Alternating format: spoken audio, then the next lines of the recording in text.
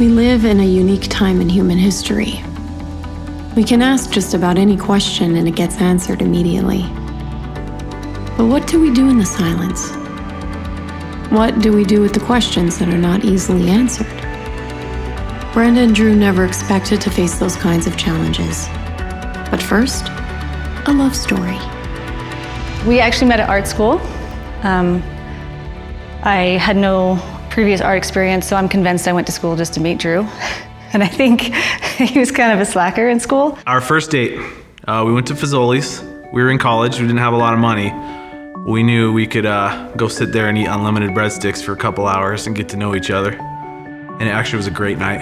I don't know why that moment, I just thought he was sweet. And that was the moment that I really liked him. We just felt comfortable right off the bat, and I just felt different than I had felt with anyone before. In Brenda and Drew's story, things moved slowly.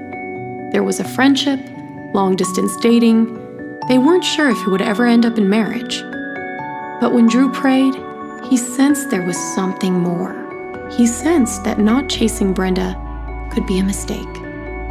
I felt like the Lord just pushed me and said, this is the time. And I sold everything, cut my ties, quit my band I was in out there, and just seriously got in the car and drove home and found a way to get a wedding ring and just chased her down and asked her to marry me. It was not very pretty.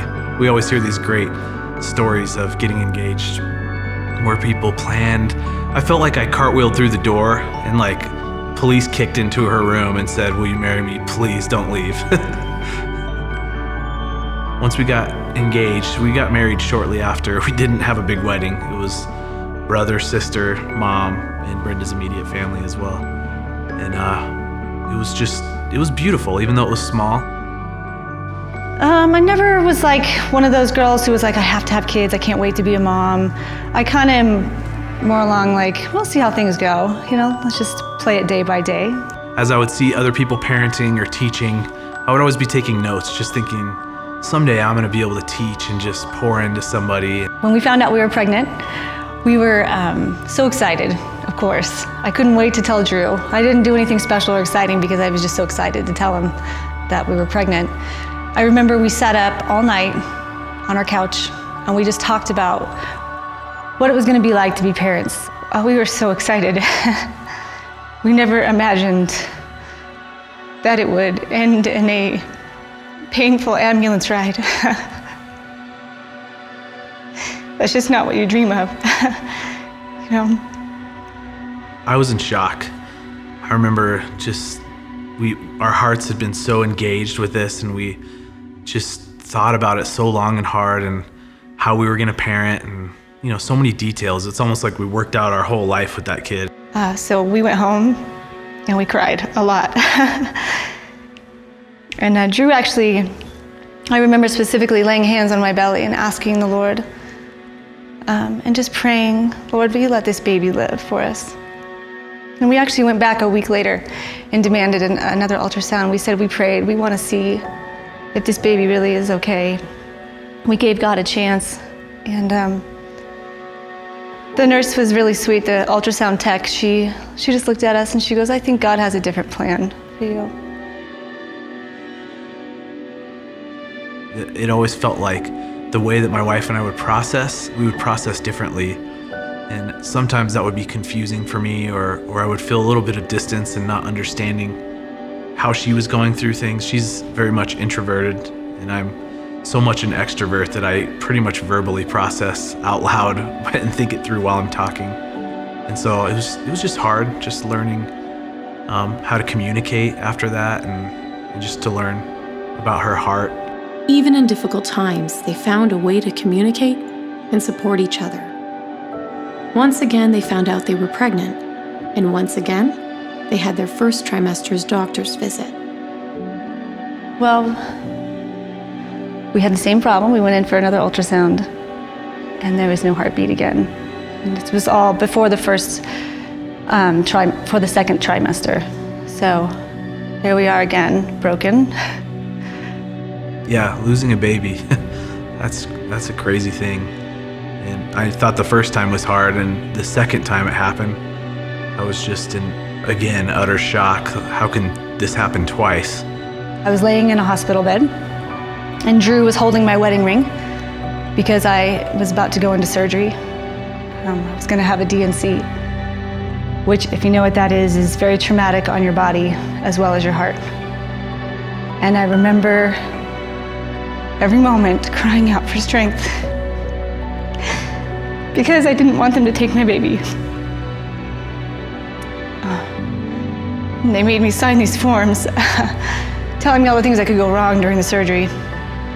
You know, like maybe you could never have kids or problems that would happen. And I had to sign the form right away as I was laying there and they knocked me out. I have never been so happy to wake up and see Drew in my life. He was standing there smiling at me. And I could see the look on the nurse's face. I'm sure seeing our 11-week baby, lifeless, was probably all too real for her, because I could see the sympathy in her eyes when she looked at me. It was hard driving home that day with nothing. This season of their marriage was a low point in Drew and Brenda's journey. 4 times they tried for a baby, 4 miscarriages. After the 4th time, I didn't even know how to function, or I felt like I was just struggling in my faith, understanding, is there really going to be a light at the end of this tunnel, or is this just gonna tear us apart? So when we got pregnant the 5th time, we were seeing a specialist and we got to go see an ultrasound early. And it was about at 5 weeks or 5.5 weeks, we were able to see 2 babies. One had a heartbeat already and one didn't, so we waited a week and we went back and we got to see both heartbeats. About the 7th week we went back and we lost one of the twins. And for me, that was one of the lowest points. After 5, you just thought, why are we doing this? Brenda wondered not only if she could carry a baby full term, but if it was even possible for her pregnancy to go past the 1st trimester. She and Drew continued to pray, and their community rallied around them. They all prayed like never before. There was a whole another level of prayer. People would come up to us and it was like a constant flow of people praying for us. For me, I think it was really hitting that 2nd trimester. I knew that there was a breakthrough that had happened in that moment because we had never made it that far. And I really felt like that was that confirmation, like this one we're gonna hold. It was way into the pregnancy that I actually had the light switch go on, that we're gonna hold this baby and we're gonna have a baby. I made eye contact and it was like, we did it, we made it, and this baby is in my hands, and I had to figure out how to give her a bath without breaking her. I'm amazed that God listens to my prayers, and it makes a huge difference. It makes all the difference. Even today, when I look at Mabel, I know how close I was to not having that. I know what a gift it is. I know because people interceded on our behalf and people who just went for the Lord and said, bless this family, that He heard those cries and He answered them. And that is the sole reason we have our beautiful daughter today. You know, my own prayers of desperation felt so small, and I know the Lord hears those, but I just knew we had so many people praying for so long, family members and coworkers and friends, and people would just tell us, like, we're in this with you, and it was amazing. It really was. I know that's the reason. Does this story get tied up with a bow? Not exactly. This is real life, and it means things are always a little more complicated.